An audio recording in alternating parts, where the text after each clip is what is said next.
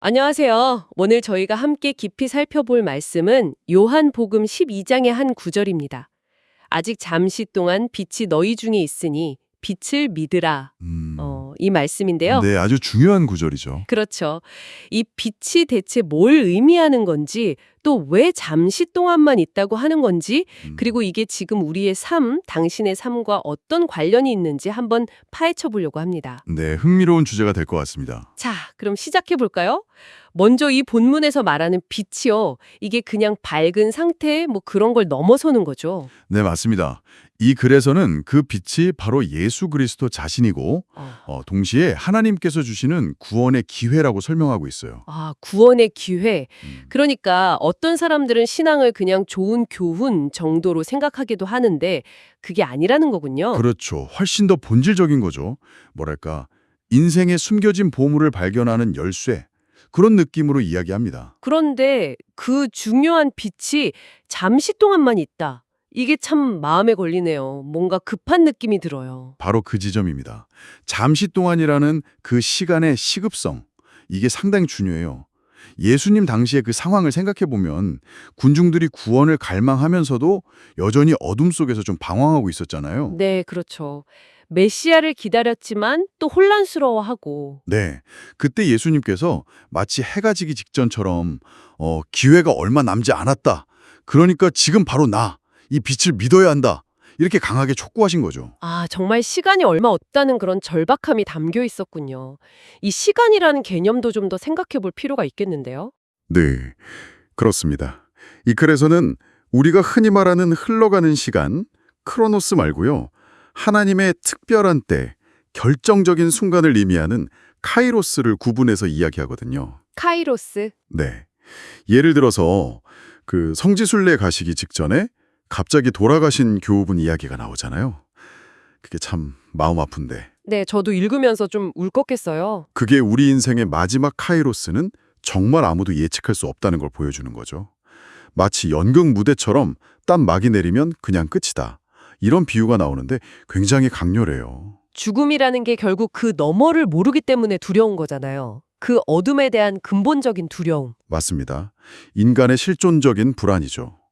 그런데 이 글은 그 어둠에 대한 유일한 해답, 유일한 빛이 바로 예수님의 부활이라고 말합니다. 부활이 죽음 너머를 비춰준다는 거군요. 네, 사도 바울의 경우가 딱 그렇죠. 그 눈부신 빛 속에서 예수님을 만나고 나서야 내가 정말 깊은 영적인 어둠 속에 있었구나. 이걸 깨달았다는 거잖아요. 자신의 상태를 보게 된 거네요. 그렇죠. 그래서 진짜 빛을 보려면 일단 세상적인 욕심이나 어떤 집착 같은 것에서 눈을 좀 돌려야 한다. 이렇게 주장합니다. 그래야 빛의 자녀가 될 수 있다는 맥락으로 이어지고요. 빛의 자녀가 된다. 이게 단순히 그냥 빛을 따라가는 수동적인 모습은 아닌 것 같은데요? 오, 정확히 보셨어요.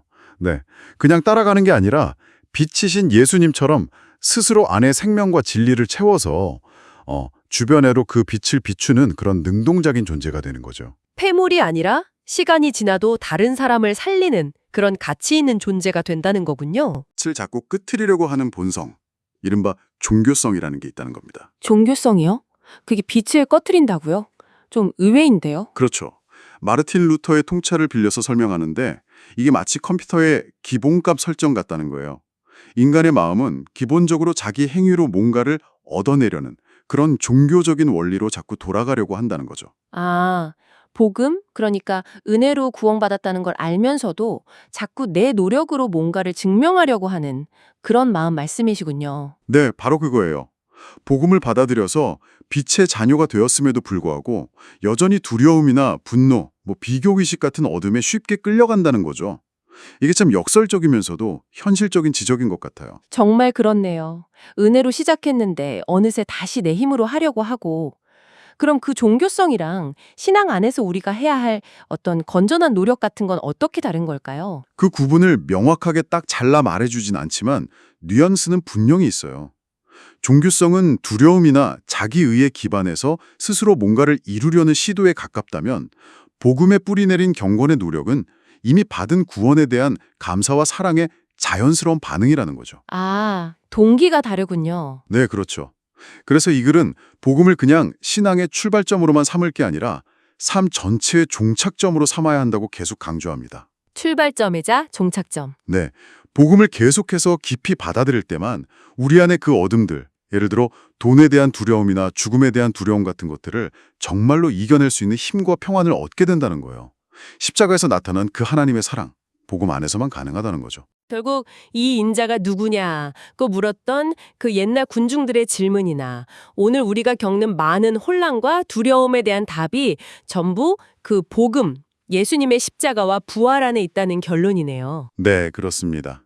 그리고 그 복음을 그냥 머리로 아는 데서 그치는 게 아니라 정말 마음과 생각에 깊이 새겨서 그 완전한 구원 속으로 들어가야 한다. 그것만이 우리 안의 어두움을 이기고 진짜 빛의 자녀로 살아갈 수 있는 길이다. 이렇게 이야기하고 있습니다. 아직 잠시 동안 빛이 너희 중에 있다. 오늘 이 말씀이 참 새롭게 들리는 것 같습니다. 당신의 삶에서 이 빛은 지금 어떤 의미인가요? 그리고 당신에게 주어진 이 잠시 동안을 어떻게 사용하고 싶으신가요? 한번 조용히 곱씹어 보는 시간을 가져보시는 것도 좋겠습니다.